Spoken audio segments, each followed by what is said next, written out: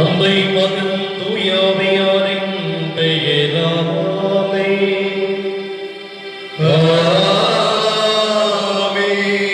நம் ஆண்டவராகிய இயேசு கிறிஸ்துவின் அருளும் கடவுளின் அன்பும் தூய ஆவியாரின் நட்புறவும் உங்கள் அனைவரோடும் இருப்பதாக.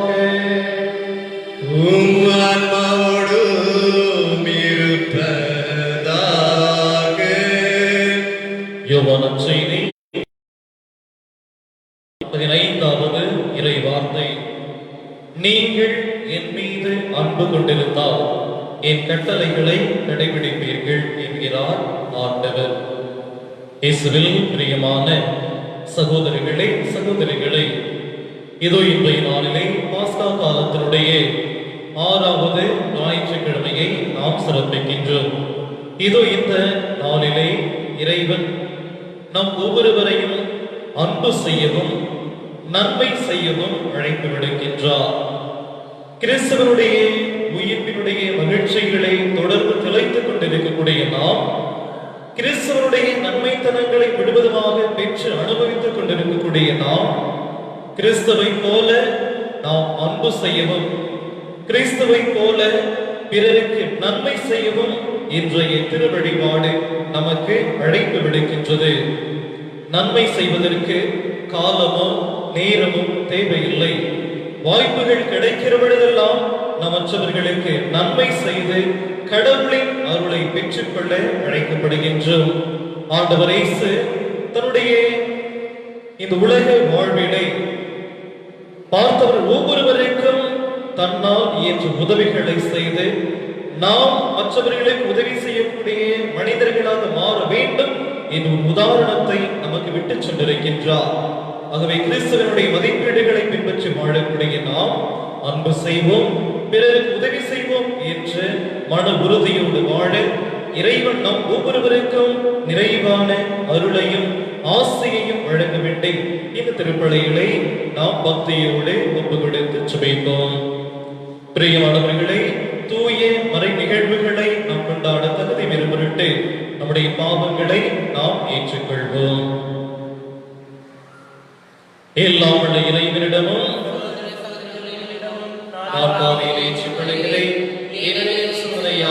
சொல்லாலும் செயலாலும் கடமைகள் தவறியதாலும் பாவங்கள் பல செய்தேன். என் பாவமே என் பாவமே என் பெரும் பாவமே. ஆகையால் இப்பொழுது கண்ணையான தூயமனையாலையும் வானதூத புனித அனைவரையும் சகோதர சகோதரிகளை உங்களையும் நம் இறைவனாகிய ஆண்டவரிடம் எனக்காக வேண்டிக்கொள்ள மன்றாடுகிறேன். எல்லாம் இறைவன் நம்மை நிற்க வைத்து நம் பாவங்களை மன்னித்து நம்மை நிலை வாழ்வுக்கு அழைத்து செல்வாராக.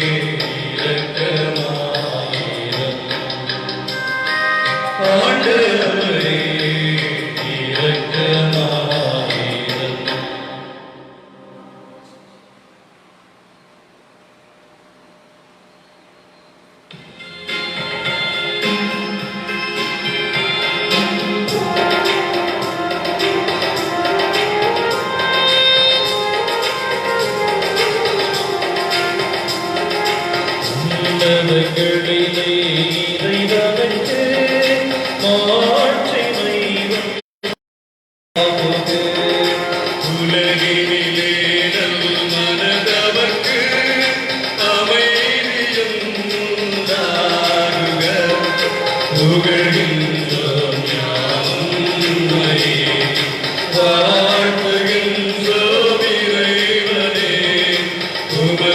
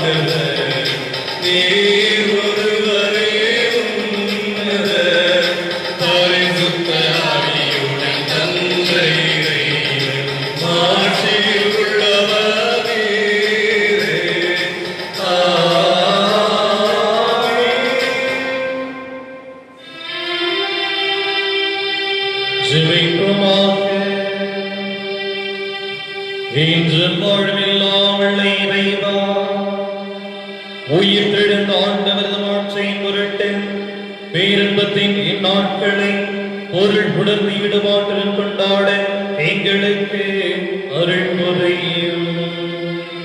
அவையினால் நாம் நினைவு கூர்ந்து கொண்டாடுவதை இன்றும் செயலில் கடைபிடிப்போமாக. உமோடு தூயாமையாரின் முன்னிட்டு இறைவனாய் என்றென்றும் வாழ்ந்து ஆட்சி செய்கின்ற எங்கள் ஆண்டவரும் உம் திருமகனுமாக இயேசு கிறிஸ்து வழியாக உம்மை மன்றாடுகிறோம்.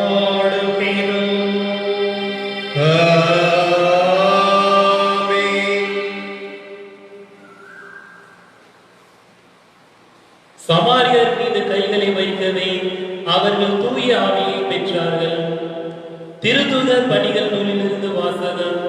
அதிகாரம் 8 இறை வசனங்கள் 5 மற்றும் 14 17 முடிய. அந்நாள்களில் பிலிப்பு சமாரியா நகர் சென்று அங்குள்ள மக்களுக்கு மெசியாவை பற்றி அறிவித்தார். பிலிப்பு சொன்னவற்றை கேட்டு அவர் செய்த அருமடையாளங்களை கண்டு வந்த திரளான மக்கள் ஒரு மனதோடு அவருக்கு செவி சாய்த்தனர். ஏனெனில் பலரை பிடித்திருந்த தீய ஆவிகள் அவர்களிடமிருந்து உரத்த குரலுடன் கூச்சலிட்டுக் கொண்டே வெளியேறின. முடக்குவாதமுற்றோர், கால் ஊனமுற்றோர் பலரும் குணம் பெற்றனர். இதனால் அந்நகரில் பெரும் மகிழ்ச்சி உண்டாயிற்று. சமாரியர் கடவுளின் வார்த்தையை ஏற்றுக்கொண்டனர் என்பதை எருசலேமில் உள்ள திருத்தூதர்கள் கேள்விப்பட்டு பேதுருவையும் யோவானையும் அவரிடம் அனுப்பி வைத்தார்கள். அவர்கள் சென்று சமாரியர் தூய ஆவியால் ஆட்கொள்ளப்படுமாறு இறைவனிடம் வேண்டினார்கள். ஏனெனில் அதுவரை அவர்களும் யாருக்கும் தூய ஆவி அருளப்படவில்லை. ஆண்டவராகிய இயேசுவின் பெயரால் அவர்கள் திருமுழுக்கு மட்டுமே பெற்றிருந்தார்கள். பின்பு பேதுருவும் யோவானும் தங்கள் கைகளை அவர்கள் மீது வைக்கவே அவர்கள் தூய ஆவியை பெற்றார்கள்.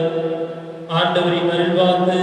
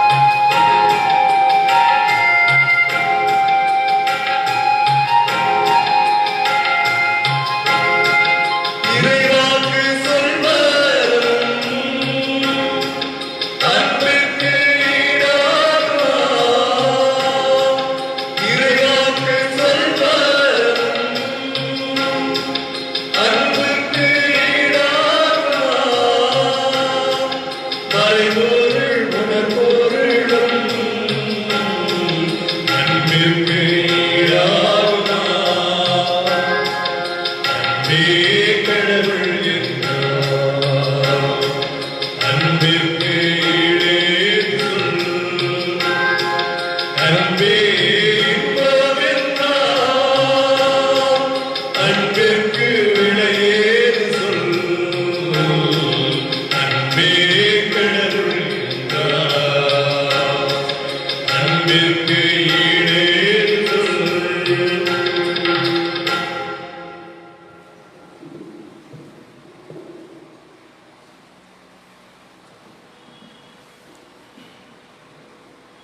இரண்டாம் வாசகம். திருத்துதர் பேதுரு எழுதிய முதல் திருமுகத்திலிருந்து வாசகம். அதிகாரம் 3 இறை வார்த்தைகள் 15 மற்றும் 18 முடிய. அன்பிற்குரியவர்களே, உங்கள் உள்ளத்தில் கிறிஸ்துவை ஆண்டவராக ஏற்றுக்கொண்டு அவரை தூயவர் என போற்றுங்கள். நீங்கள் எதிர்நோக்கி இருப்பதை குறித்து யாராவது விளக்கம் கேட்டால் விடையளிக்க நீங்கள் எப்பொழுதும் ஆயத்தமாகிருங்கள். ஆனால் பணிவோடும் மரியாதையோடும் விடை அளியுங்கள். உங்கள் மனசான்றும் குற்றமற்றதாய் இருக்கட்டும். அப்பொழுது உங்கள் கிறிஸ்துவை நன்னடத்தையை பழிக்கற்றவர்கள் உங்கள் இழிவாக பேசியதை குறித்து வெட்கப்பட்டவர்கள். ஏனெனில் தீமை செய்து துன்புறுத்துவதை விட கடவுளுக்கு திருமானால் நம்மை செய்து துன்புறுத்துவதை மேல். கிறிஸ்துவும் உங்கள் பாவங்களின் பொருட்டே ஒரே முறையாக இருந்தார். அவர் உங்களை கடவுளிடம் கொண்டு சேர்க்கவே இருந்தார். நீதி உள்ளவர்களாகிய அவர் நீதி ஒற்றவர்களுக்காக இருந்தார். மனித இயல்போடு இருந்த அவர் இருந்தார். எனினும் ஆவிக்குரிய இயல்பு உடையவராய் உயிர் பெற்றிருந்தார். இது ஆண்டவர் அருள்வாக்கு.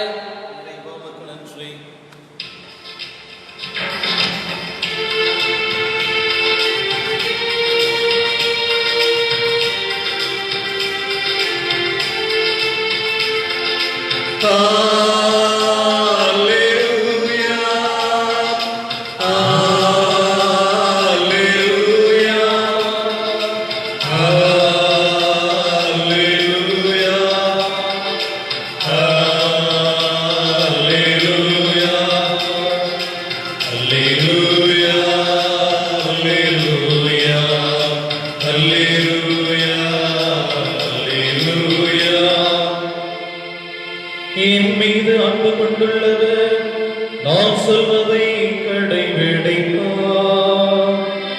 என் தந்தையும் அவர் மீது அன்பு கொள்வார். நாங்கள் அவரிடம் வந்து அவருடன் துணை கொள்வோம். அல்லேலூயா, அல்லேலூயா, அல்லேலூயா, அல்லேலூயா, அல்லேலூயா. ஆண்டவர்களோடு இருப்பாராக. உம்மான்மாவோடும் இருப்பாராக. தூய யோவான் எழுதிய நற்செய்தியிலிருந்து வாசகம். ஆண்டவரே, மாட்சி உமக்கே. அதிகாரம் 14 இறை வார்த்தைகள் 15 21 முடிய.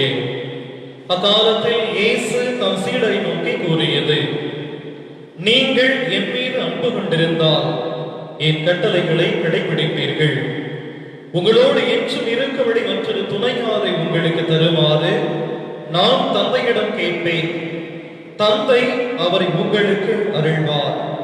அவரே உண்மையை வெளிப்படுத்தும் தூய ஆவியார். உலகம் அவரை ஏற்றுக்கொள்ள இயலாது, ஏனெனில் அது அவரை காண்பதுமில்லை, அறிவதுமில்லை. நீங்கள் அவரை அறிந்திருக்கிறீர்கள், ஏனெனில் அவர் உங்களோடு தங்கி இருக்கிறார், உங்களுக்குள்ளும் இருக்கிறார். நான் உங்களை திக்கற்றவர்களாக விடமாட்டேன், உங்களிடம் திரும்பி வருவேன். இன்னும் சிறிது காலத்தில் உலகம் என்னை காணாது, ஆனால் நீங்கள் என்னை காண்பீர்கள்.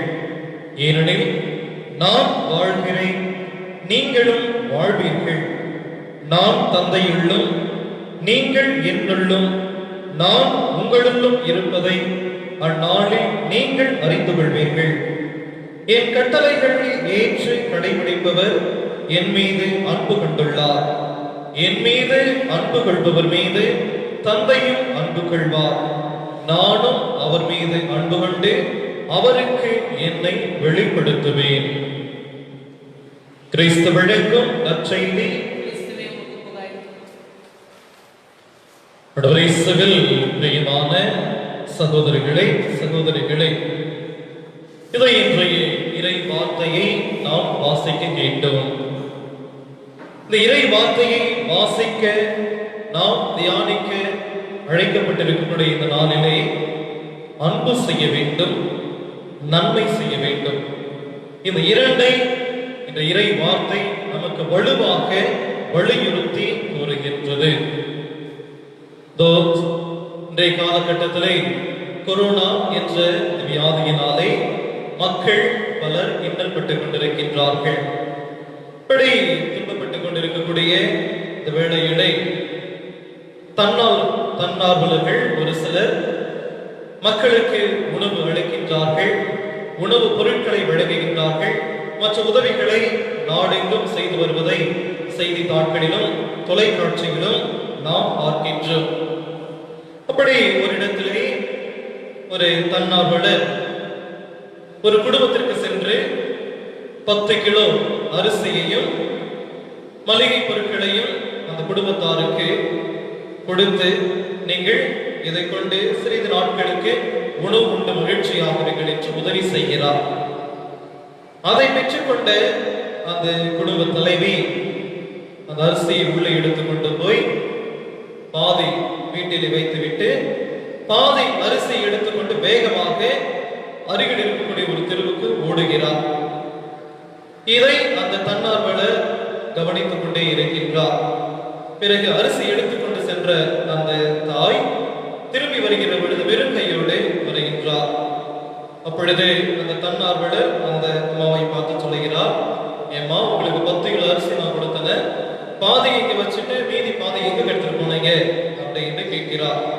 அப்ப அந்த அம்மா சொல்றாங்க, நாங்கனாச்சும் பரவாயில்ல 2 நாள் தான் சாப்பிடாம இருந்தோம் கஷ்டப்பட்டுக்கிட்டு, ஆனா பக்கத்து தெருவில் இருக்கிற ஒரு வீட்டுல 4 பிள்ளைகளை வைத்துக் கொண்டு 3 நாட்களாக பசியால் பட்டினியால் வருத்தப்பட்டுக் கொண்டிருக்கிறார்கள்.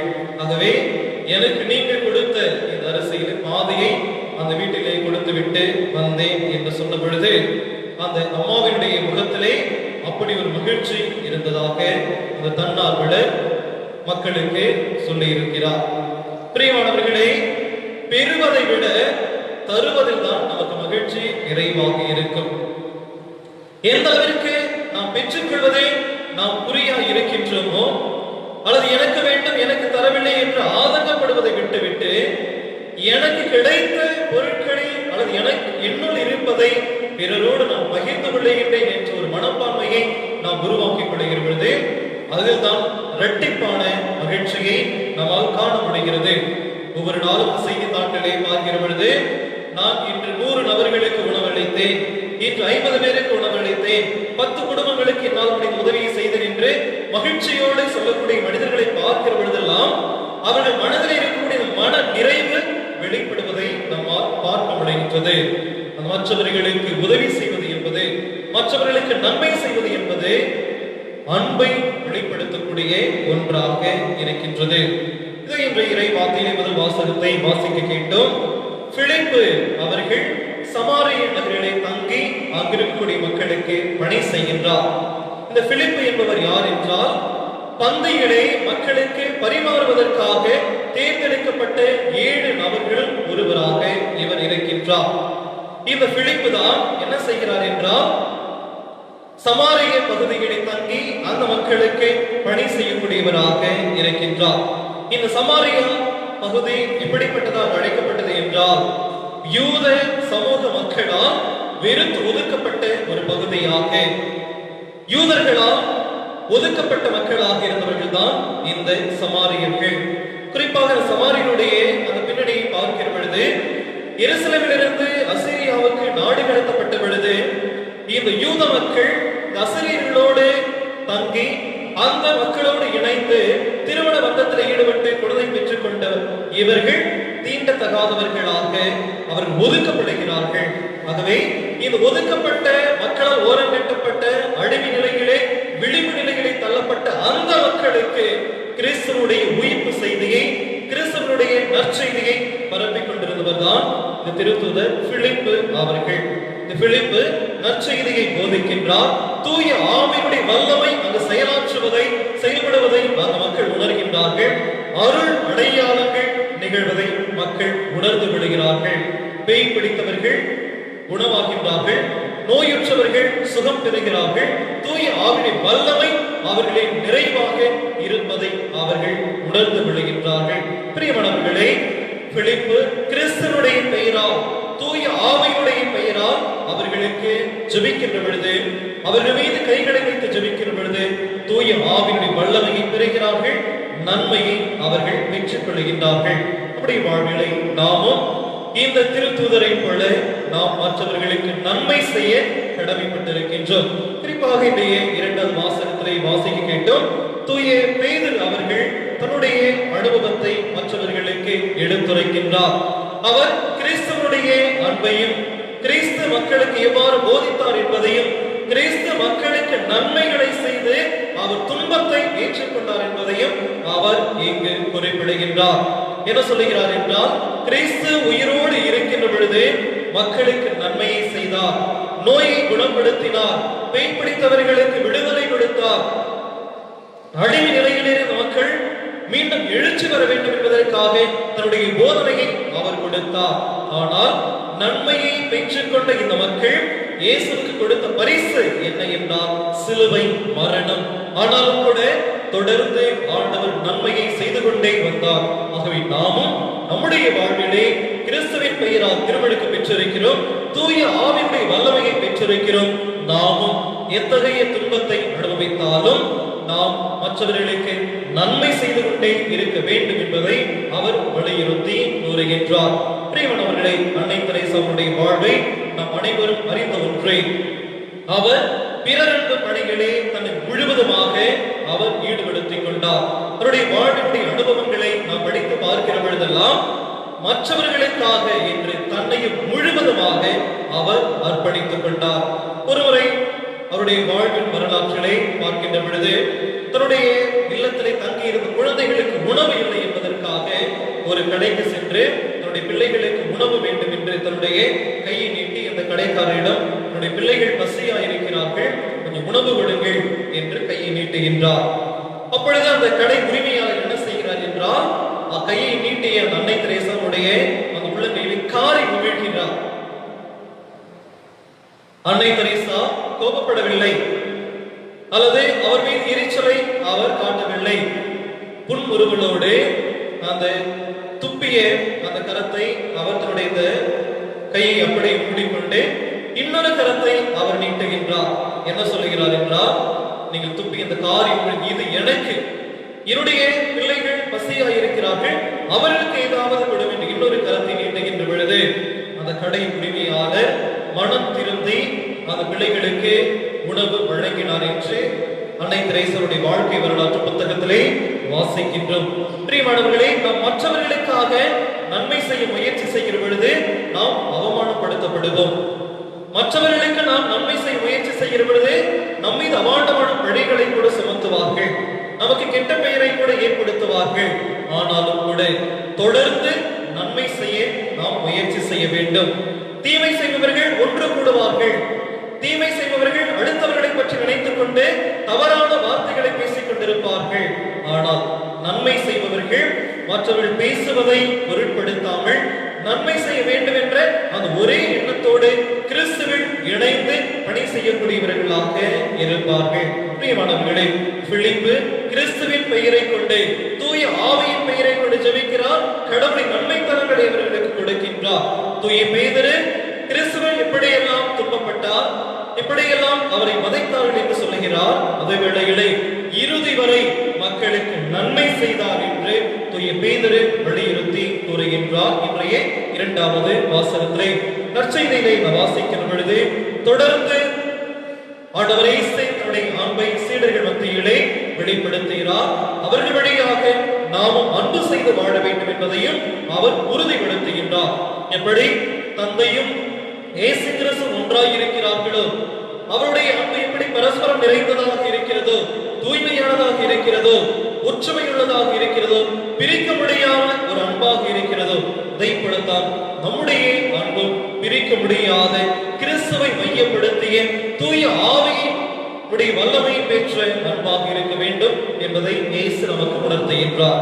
ஆகவே பிரியமானவர்களே, இதோ இன்றைய நாளிலே நாம் ஒருவரை முழுமையாக அன்பு செய்ய முயற்சி செய்வோம்.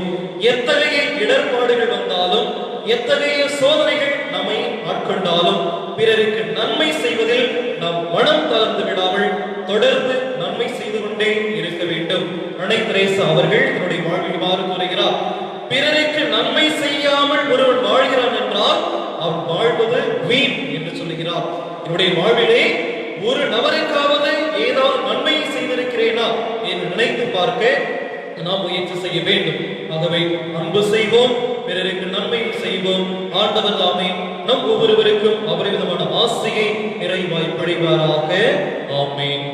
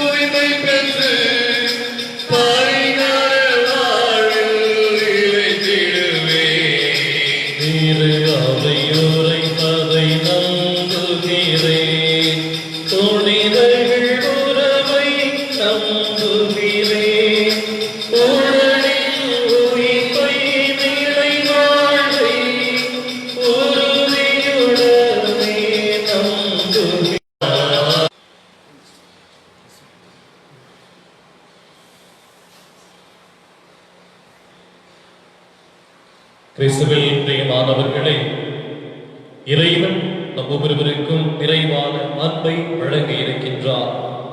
கிறிஸ்துவனுடைய அன்பை முழுமையாக பெற்றுள்ள நாம் பிறரை அன்பு செய்யவும், பிறருக்கு நன்மைத்தனங்களை செய்யவும், நாம் ஒவ்வொருவரும் முழுமையான நல்ல உள்ளத்தை பெறுவடையாகவும், உலகில் இருக்கக்கூடிய ஒவ்வொருவரும் நல் வாழ்வை பெற வேண்டியும் நமக்கு தேவையான அருள்வரங்களை இப்பொழுது நாம் ஜெபிப்போம்.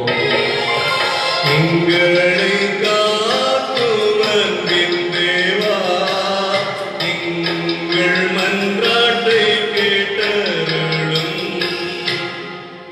அன்பை உருவான ஆண்டவரை, திருச்சபை வழிநடத்தும் இத்திருத்தந்தை, ஆயர்கள், குருக்கள், துறவியர், பொதுநிலையினர் ஒவ்வொருவரை ஆசிர்வதையும்.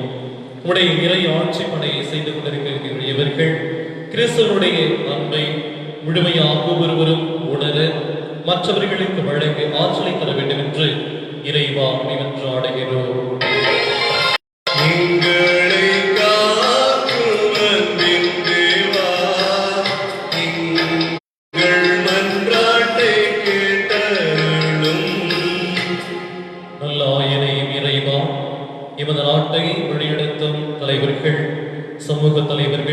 சமுதாய தலைவர்கள், சமய தலைவர்கள் ஒவ்வொருவரையும் ஆசீர்வதியும். இவர்கள் ஒவ்வொருவரும் சுயநலம் இல்லாமல் மக்கள் மீது அக்கறையோடு அன்பை மையப்படுத்தி பணியை செய்ய வேண்டும் என்று இறைவா மன்றாடுகிறோம்.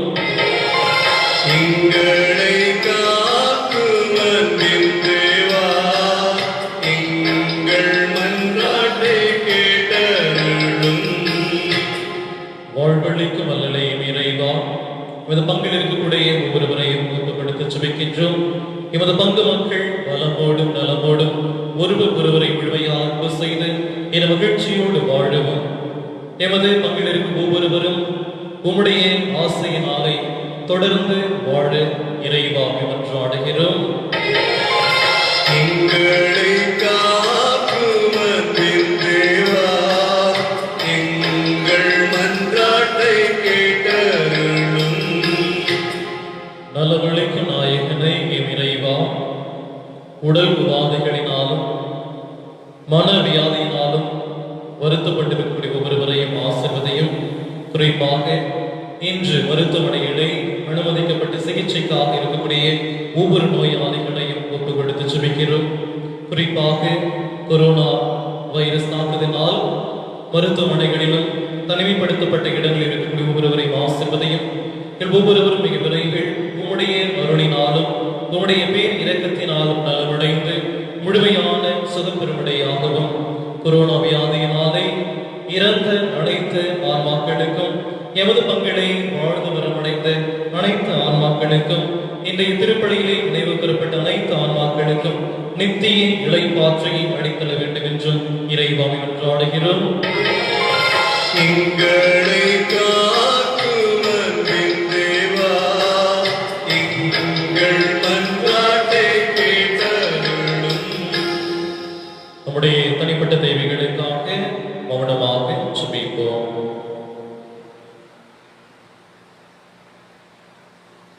எங்கள் ஒவ்வொருவரையும் அன்பு செய்து வழி நடத்துகின்ற ஆண்டவரை, நம்பிக்கையோடு விசுவாசத்தோடும் உடைய பிள்ளைகளாக நாங்கள் இடத்தில் மன்றாடுகிறோம் என்று எங்களுக்கு அழைத்தட வேண்டும் என்று எங்கள் ஆண்டவராக கிறிஸ்து வழியாக மன்றாடுகிறோம். ஆமென்.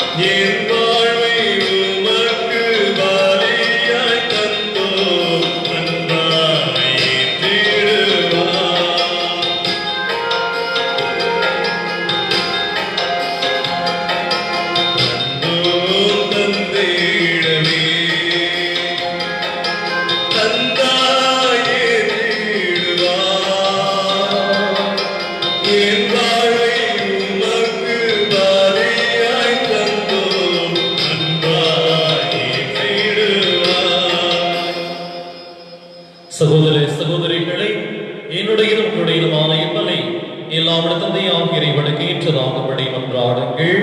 ஆண்டவர் தம் பெயரின் புகழ்ச்சிக்காகவும் ஆட்சிக்காகவும் நமது நன்மைக்காகவும் புனித திருச்சபை அனைத்து நலன்களுக்காகவும் நமது கைகளை ஏற்றுக் கொள்வாராக. ஆண்டவரே, இப்படியின் காணிக்கைகளோடு எங்கள் வேண்டுதல்களை நோக்கி எழுவனவாக. இவ்வாறு நாங்கள் மேன்மையால் தூய்மையாக்கப்பட்டு உமது பேரிரக்கத்தின் அருளடையாளத்தை முழுமையாக பெற்றுக்கொள்ள தகுதி பெறுவோமாக. எங்கள் ஆண்டவராகிய கிறிஸ்து வழியாக உம்மை மன்றாடுகிறோம்.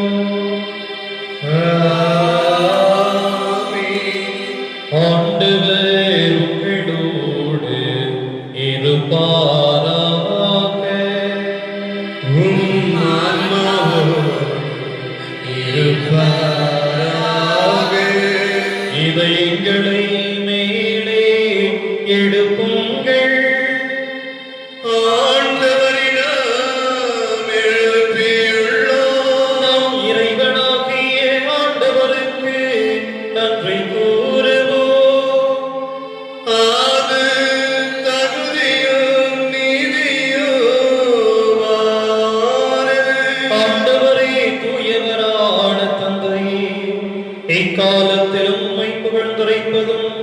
எல்லாவற்றுக்கும் மேலாக எங்கள் பாஸ்காவாகிய கிறிஸ்து வழியான இந்த சிறப்பான காலத்தில் உம்மை நிம்மதியாக வாழ்த்தி போற்றுவதும் மெய்யாகவே தகுதியும் நீதியும் ஆகும்.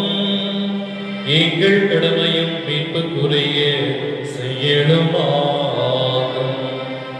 கிறிஸ்து தமது திருவிடலை ஒப்புக்கொடுத்து சிலுவையின் மெய்யான பழியில் முற்கால பணிகள் நிறைவேற செய்தருளினார்.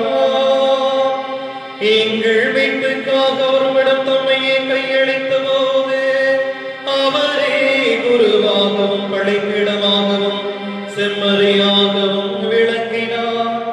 ஆகவே பாஸ்கா மகிழ்ச்சி பொங்க அனைத்துலகின் மாந்தர் அனைவரும் மக்களிக்கின்றனர்.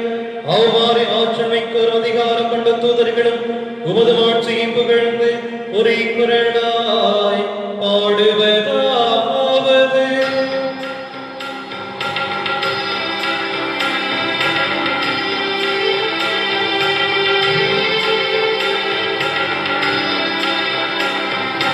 தூயவர் தூயவர் தூயவர் வான்படைகளின் கடவுளாம் ஆண்டவர், விண்ணகமும் மண்ணகமும் உமது மாட்சியால் நிறைந்துள்ளன.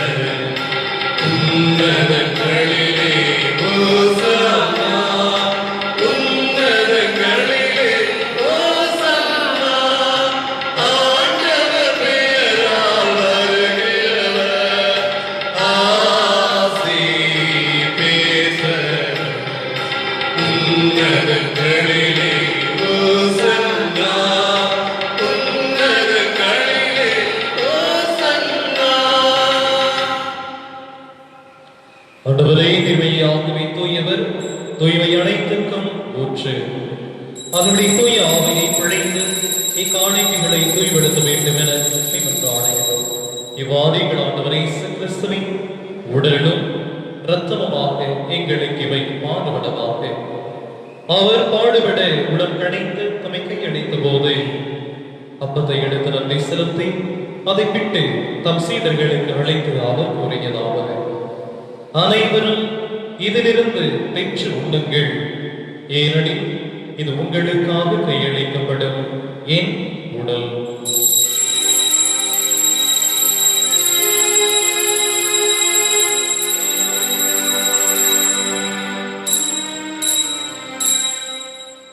அவ்வளவே இரவு விருந்தை அருந்திய பின் கிண்ணத்தை எடுத்து மீண்டும் மக்கள் நன்றி கூறி தம் சீடர்களுக்கு அழைத்து அவர் கூறியதாவது: அனைவரும் இதிலிருந்து பெற்று பருகுங்கள், ஏனெனில் இது புதிய நிலையான உடன்படிக்கைக்குரிய என் இரத்தத்தின் கிண்ணம். இது பாவ மன்னிப்புக்கென்று உங்களுக்காகவும் பலருக்காகவும் சிந்தப்படும். இதை என் நினைவாக செய்யுங்கள்.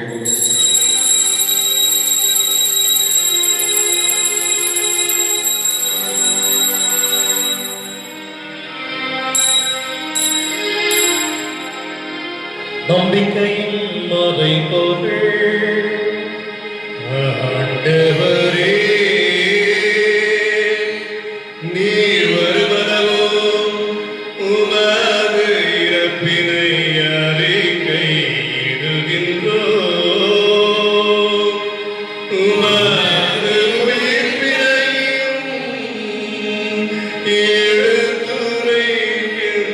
எடுத்துரைக்கின்றோம்.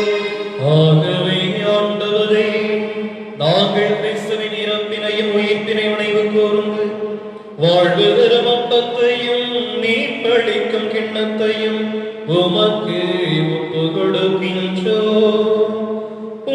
திருமுன் நின்று உமக்கு ஊழியம் புரிய தகுந்தவர்களை எங்களை ஏற்றுக்கொண்டீர். எனவே உமக்கு நன்றி செலுத்துகின்றோம். மேலும் கிறிஸ்துவின் உடலிலும் இரத்தத்திலும் பங்கு கொள்ளும் எங்களை தூய ஆவியார் ஒன்று சேர்க்க வேண்டும் என உம்மை தாழ்மையுடன் மன்றாடுகின்றோம். ஆண்டவரே, உலகெங்கும் பரவி இருக்கும் திரு அவையை நினைவு கூர்ந்திடும். எங்கள் திருத்தந்தை பிரான்சிஸ், எங்கள் பெயராயர் அந்தோணி ஆனந்தராயர், எல்லா திருநிலையினராகிய அனைவரோடும் உமது திரு அவையங்கள் நிறைவு பெற செய்திடும். தந்தையே, உயிர் தெளிவிது நோக்கிடும் துயில் கொள்ளும் எங்கள் சகோதரர் சகோதரிகளையும் இறந்தோர் அனைவரையும் இரக்கத்துடன் நினைவு கூர்ந்து உமது திருமுக உடைச்சங்களும் எங்கள் அனைவர் மீதும் இரக்கமாயிரும். கடவுளின் கண்ணை தாயான புனித மரியா, அவருடைய கணவரான புனித யோசேப்பு, புனித திருத்துதர்கள், எங்கள் பங்கின் பாதுகாவலரான பிரான்சிஸ் சவேரியா, இவ்வுலகிலும் உகந்தவராய் இருந்தோர் ஆகிய புனித அனைவரிடமும் நாங்கள் இலை வாழ்வில் பங்குகளும் தகுதி பெற்று உம் திருமண இயேசு கிறிஸ்து வழியாக புகழ்ந்த வரவருள மன்றாடுகிறோம்.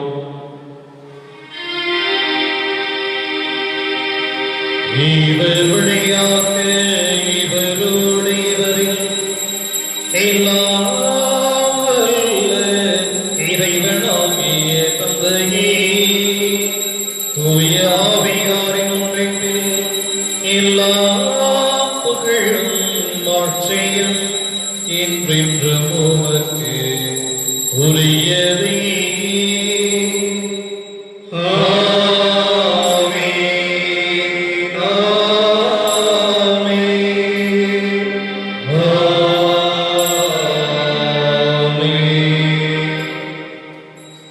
மீட்பரின் கட்டளையால் நம்பிக்கப்பட்டு இறை படிப்பினையால் பயிற்சி பெற்று நாம் ஒவ்வொருவரும் துணிந்து சொல்லுவோம். விண்ணுலகில் இருக்கின்ற எங்கள் தந்தையே, உமது பெயர் தூயது என போற்றப் பெறுக. உமது ஆட்சி வருக. உமது திருவிழம் விண்ணுலகில் நிறைவேறுவது போல மண்ணுலகிலும் நிறைவேறுக. எங்கள் அன்றாட உணவை இன்று எங்களுக்கு தாரும். எங்களுக்கு எதிராக குற்றம் செய்வோரை நாங்கள் மன்னிப்பது போல எங்கள் குற்றங்களை மன்னியும். எங்களை சோதனைக்கு உட்படுத்தாதேயும், தீமையிலிருந்து எங்களை விடுவித்திரடும். ஆண்டவரே, தீமை அனைத்திலும் இருந்து எங்களை விடுவித்து எங்கள் வாழ்நாளில் அமைதியை கனிவிடுகிறது என்றாடுகிறோம். முத இரக்கத்தின் உதவியால் நாங்கள் பாவத்திலிருந்து எப்பொழுதும் விடுதலை பெற்று யாதொரு கலக்கமின்றி நலமாயிருப்போமாக. நாங்கள் இது நோக்கி இருக்கும் ஏற்பத்துக்காகவும் என் மீட்பராகிய இயேசு கிறிஸ்துவின் வருகைக்காகவும் காத்திருக்கின்றோம். ஆண்டவரே இயேசு கிறிஸ்துவே, அமைதி உங்களுக்கு விட்டுச் சொல்கிறேன், என் அமைதியை உங்களுக்கு அளிக்கிறேன் என்று உம் திருத்துதர்களுக்கு மொழிந்தீரே. எங்கள் பாவங்களை பாராமல் உமது திரு அவையின் நம்பிக்கையை கண்ணோக்கி உமது திருவிடத்திற்கு ஏற்ப அதற்கு அமைதியையும் ஒற்றுமையும் அளித்திருப்பீராக. என்றென்று வாழ்ந்து ஆட்சி செய்கிறவர்களே, ஆண்டவருடைய அமைதி உங்களோடு என்றும் இருப்பதாக. ஒருவருக்கொருவர் கிறிஸ்துவின் அமைதியை பகிர்ந்து மகிழ்வோம். உலகின் பாவங்களை போக்கும் இறைவனின் செம்மறியே, எங்கள் மேல் இரக்கமாயிரும். உலகின் பாவங்களை போக்கும் இறைவனின் செம்மறியே, எங்கள் மேல் இரக்கமாயிரும். உலகின் பாவங்களை போக்கும் இறைவனின் செம்மறியே, எங்களுக்காக வேண்டிக் கொள்ளும். இதோ இறைவனின் செம்மறி, இவரை உலகின் பாவங்களை போக்குகின்றவர். இந்த செம்மறியின் விருந்துக்கு அழைக்கப்பட்டுள்ள நாம் ஒவ்வொருவரும் பேரவிச்சோர், நான் தகுதியற்றவர், ஆடலும் வார்த்தை விட சொல்லுகிறதும் எனது ஆன்மா நலமடையும். கிறிஸ்துவின் திருவிடத்தில் திருத்தவும் காத்து வழி நடத்துவதாக. ஆமென்.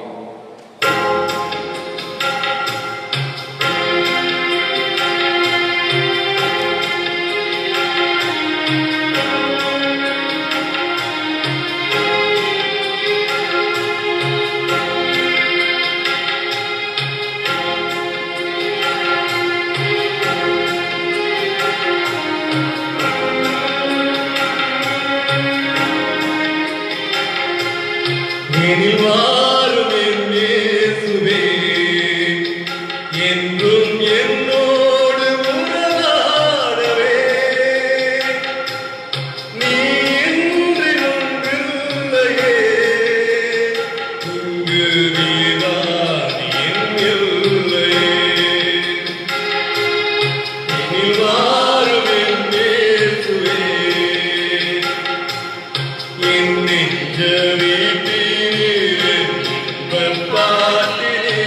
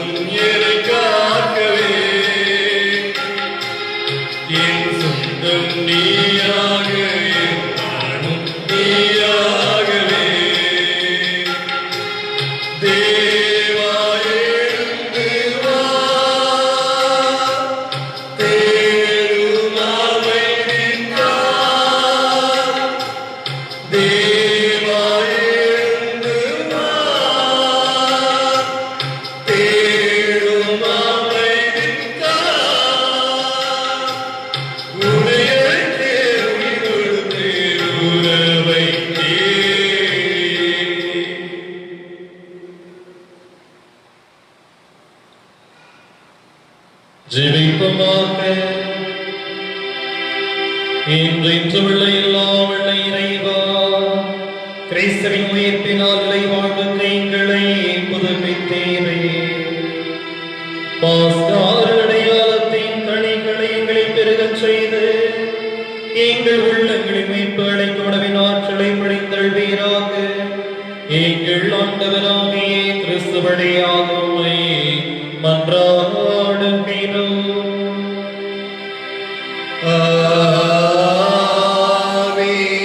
ஆண்டவர்களோடு இருப்பாராக.